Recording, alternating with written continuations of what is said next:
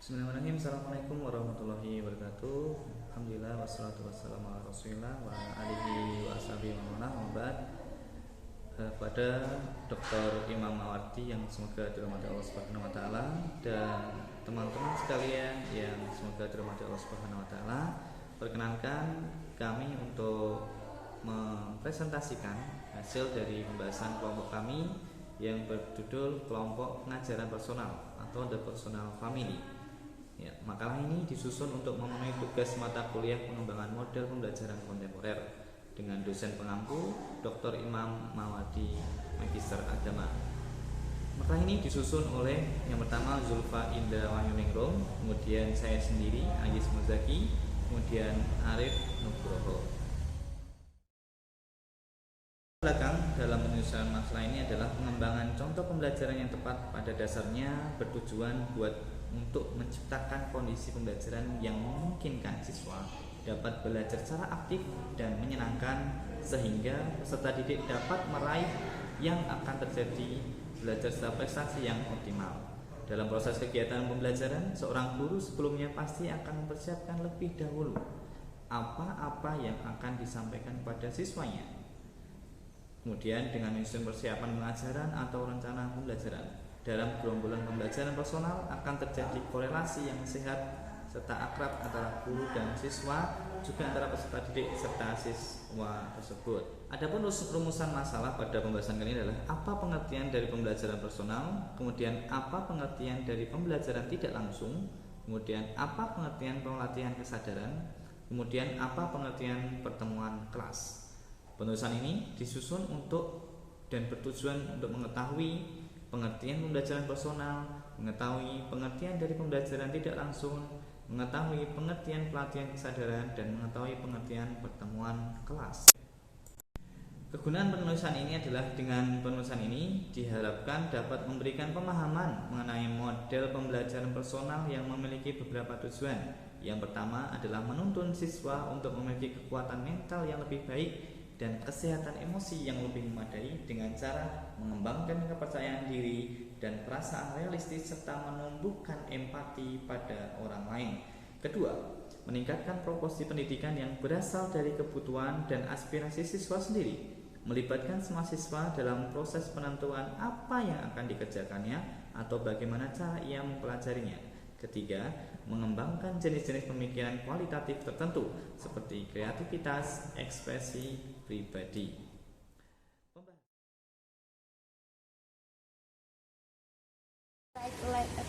Assalamualaikum warahmatullahi wabarakatuh. Terima kasih kepada Ustadz Aziz yang sudah memberikan kesempatan pada saya untuk mempresentasikan pengertian pembelajaran personal. Sebelumnya terlebih dahulu kami perkenalkan, nama saya Muhammad Arif Nugroho. Saya mahasiswa MPI Universitas Muhammadiyah Magelang. Langsung saja, pengertian pembelajaran personal adalah kegiatan mengajar guru yang menitik beratkan kepada bantuan dan bimbingan belajar kepada masing-masing individu. Bantuan dan bimbingan belajar kepada individu juga ditemukan pada pembelajaran klasikal, tetapi prinsipnya saja yang berbeda. Jika pada pembelajaran personal, guru memberi bantuan kepada masing-masing pribadi, sedangkan pada pembelajaran klasikal, guru memberi bantuan secara umum saja.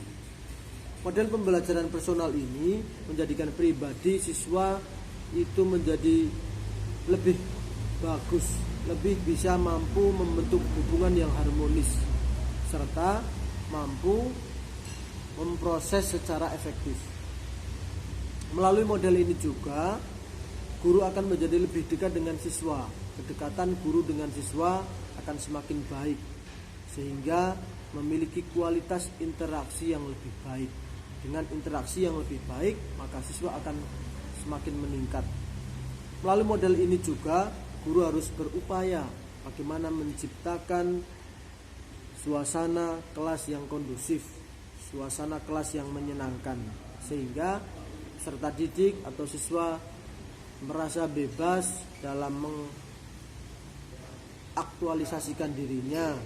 Siswa merasa bebas mengembangkan potensi yang dimiliki pada diri setiap siswa, sehingga hasilnya akan menjadi lebih maksimal. Model pembelajaran personal memiliki tujuan untuk meningkatkan kesehatan mental dan emosional anak-anak. Keterlibatan anak-anak dalam menentukan atau memilih apa yang ingin dia pelajari dan bagaimana mempelajarinya, sehingga ada kesesuaian, ada korelasi yang tinggi antara bahan belajar dengan kebutuhan anak. Mengembangkan pemahaman diri, kreativitas, kemampuan anak dalam mengekspresikan diri dengan lebih baik. Model pembelajaran personal ini erat sekali dengan teori humanistik sebetulnya, yaitu memanusiakan manusia.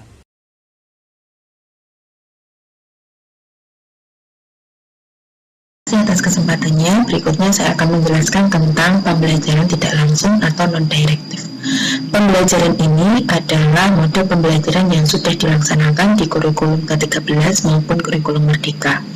Dan juga pembelajaran ini terfokus pada siswa, di mana siswa dibebaskan untuk bisa memahami dirinya, mendalami dan juga tentang kemandirian dari siswa itu. Pembelajaran non-direktif ini atau tidak langsung ini memiliki beberapa fase. Fase yang pertama yaitu memahami situasi, fase yang kedua menemukan masalah, fase yang ketiga mendalami masalah tersebut, dan fase yang keempat yaitu merumuskan solusi, dan yang selanjutnya yaitu merumuskan tindakan-tindakan positif, dan yang terakhir adalah pengembangan tindakan positif. Tujuan dari pembelajaran tidak langsung ini adalah membebaskan siswa untuk berekspresi, di mana dengan bebas berekspresi dapat menemukan emosi dan juga perasaan dalam dirinya untuk selalu mendasari dalam pemecahan masalah.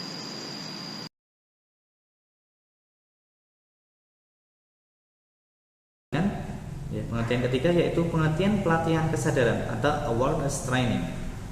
Pembelajaran latihan kesadaran ini ditemukan oleh First dan William Schultz. Ia menekankan pentingnya pelatihan interpersonal sebagai sarana peningkatan kesadaran pribadi. Ada 4 tipe perkembangan yang dibutuhkan untuk merealisasikan potensi secara utuh, yaitu 1. Fungsi tubuh, 2. Fungsi personal, 3. Perkembangan interpersonal, dan yang terakhir adalah hubungan individu dengan intuisi sosial, organisasial, dan budaya masyarakat. Prosedur pembelajaran pelatihan kesadaran hanya meliputi 2 tahap, yaitu fase 1 terdiri atas penyampaian tugas dan penyelesaian tugas. Fase kedua terdiri atas mendiskusikan hasil, memperagakan hasil, dan mempresentasikan hasil. Model ini juga dapat dilakukan sebagai selingan yang tidak memakan waktu terlalu banyak. Dalam pelaksanaan diskusi, keterbukaan dan kejujuran menjadi sangat penting.